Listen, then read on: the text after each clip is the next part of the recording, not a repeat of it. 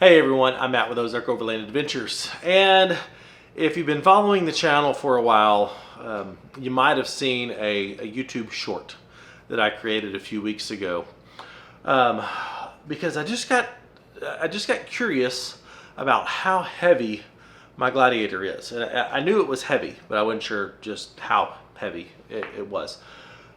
Because I mean, anytime we build a dedicated overland rig, and you start adding fridge, drawer slides, storage, tent, rack, water, tools, spare parts, all the things that we carry with us on extended overland trips, I mean, there's just no way around it. You're gonna have a heavy rig, and that doesn't matter if you're driving a Gladiator, a Tacoma, a 4Runner, a Wrangler, a Nissan. It doesn't matter.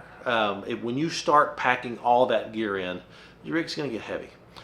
And mine came out fully loaded without me in it.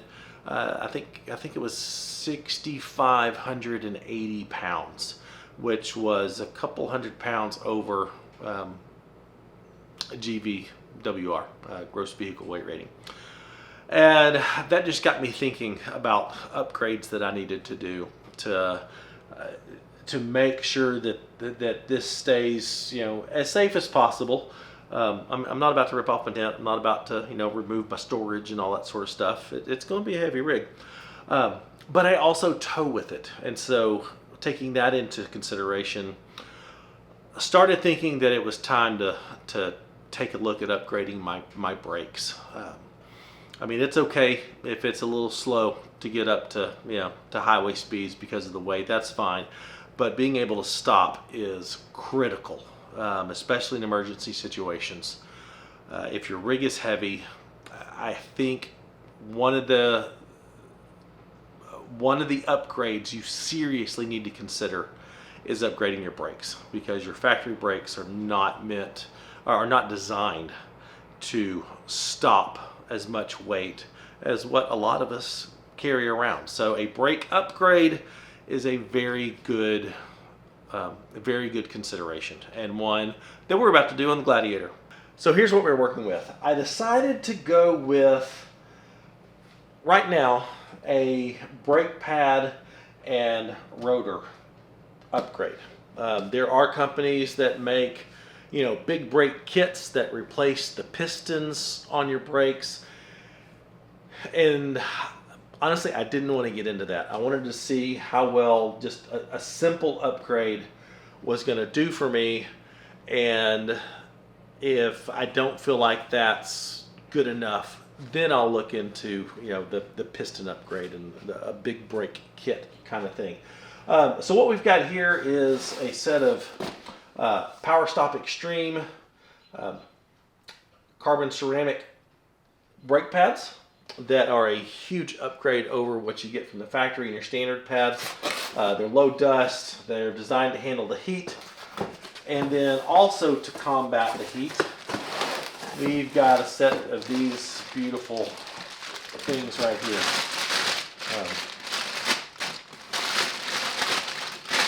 If I can get them out of the plastic.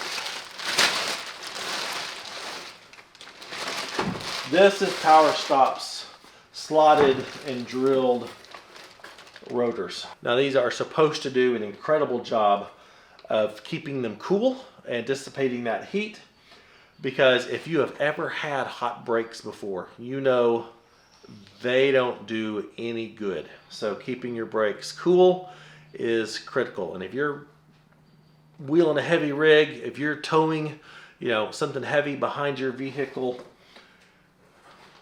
especially if you're going downhill in the mountains and stuff, your brakes getting hot is one of the last things you want to happen. So that's where these come in.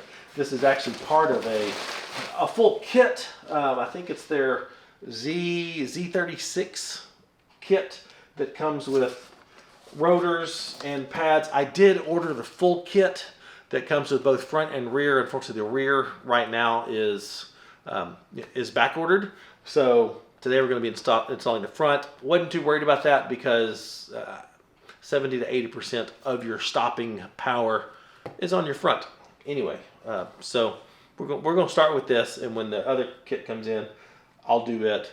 Be sure to hit subscribe, because as I'm testing this out, getting the feel for these things, I will let you know if this has been a worthy upgrade or not. So the great thing about doing it this way is you really only need very simple tools. Yeah, you got to take your wheels off, piece of cake, and I think the front is a 21 millimeter socket. I know the rear is an 18. I think the front is a 21 millimeter, and that's all you need. Just a socket. That's it. So let's get this started.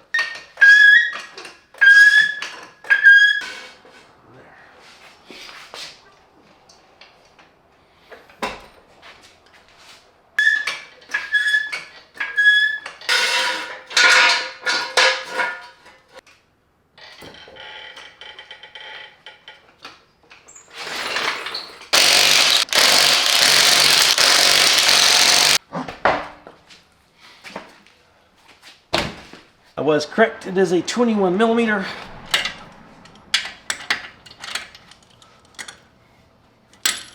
And all you're doing is unbolting the 2 bolts that hold the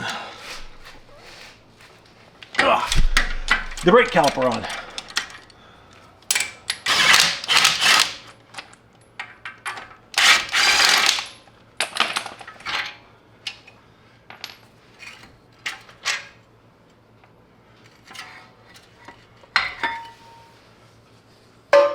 Now, if you've never removed this before, there is a good possibility you will find a little Torx screw in one of these holes.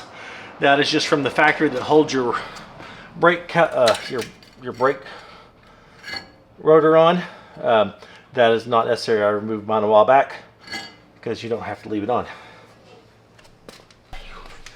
Now, these do come with a sticker on each one of them that tells you that they are side specific. So this is the driver's side. Go. Boom, right there. Now we just need to change the pads. Now, even if you aren't changing out the rotors and it's just time to replace your brake pads, because that is a wearable item and they do go bad, do that yourself. I mean, it will save you a lot of money, and it's super easy. It's the same thing. You just remove the 2 bolts on the back. That's how I like to do it. And I like to put the caliper on a bucket. Now, what you're going to find here is these just, the old pads just slip right out. As you can see, mine were very much in need of being changed anyway, because that's the thickness of the new pad, and that's the thickness of my old pad. So these were time to be changed anyway. So yay for that.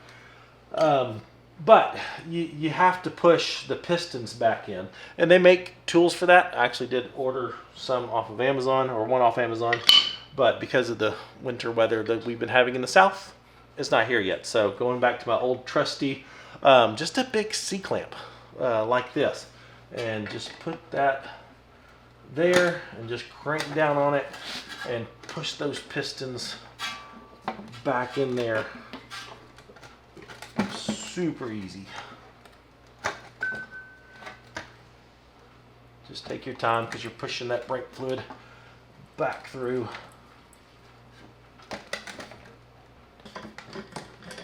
I like to leave the old pad in while I'm doing that, just to give it something to really grab onto.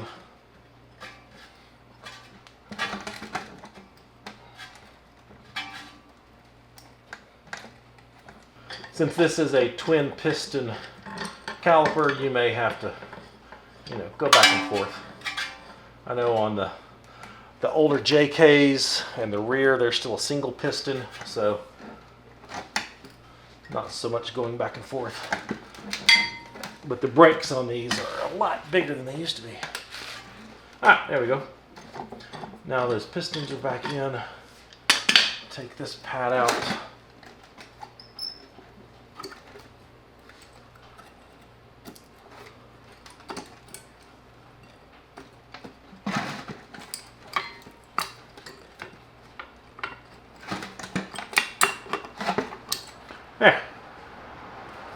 Piece of cake. And then it's just a matter of taking the new pads and sliding them back in where they go. They've got these little springs on here that can be kind of fun to deal with just right, but overall pretty easy. There we go. There we go. All right, both of those are in and seated, and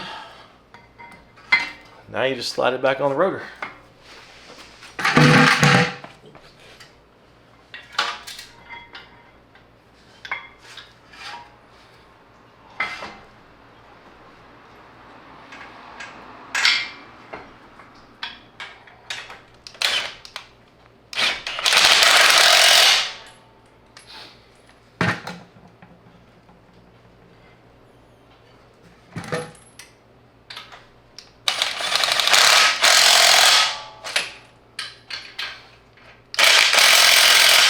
According to the interweb, the torque specs is 144 foot-pounds.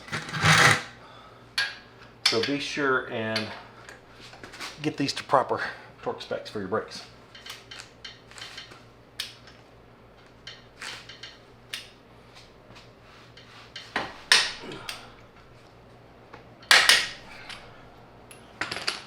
One down.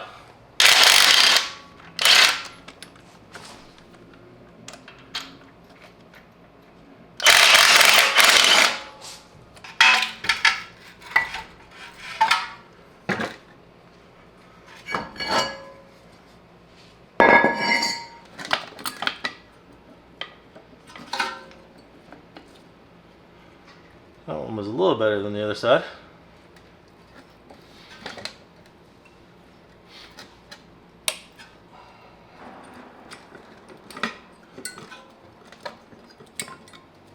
There we go. Got it. Yep. There it goes.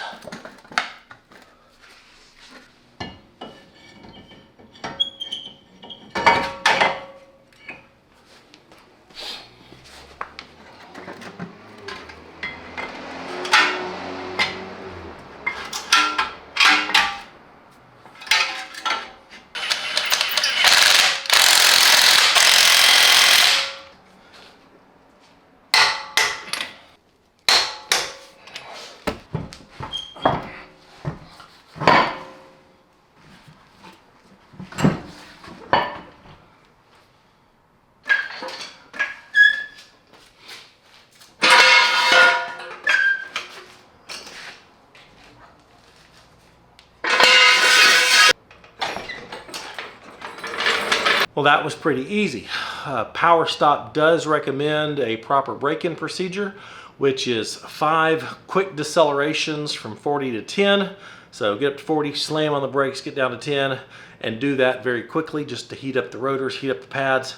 Then do 5 moderate decelerations from 35 to 5. So get up to 35, gradually slow down to 30, gradually slow down to 5, and do that 5 times, and then drive around for about 5 minutes and let everything cool down. So I'm gonna do that real quick and just see how it feels.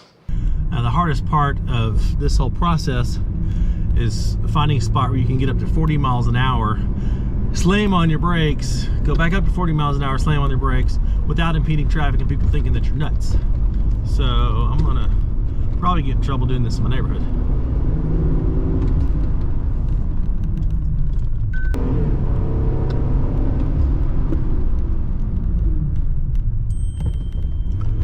Okay, we're doing it.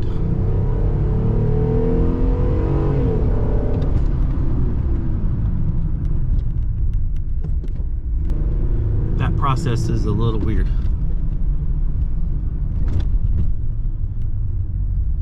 Because people think you're crazy.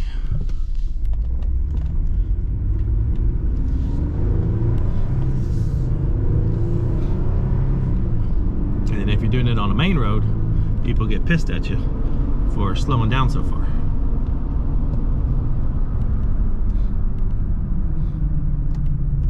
Well, that was super simple. If you've never changed your brake pads and rotors before, it just doesn't get any easier than that.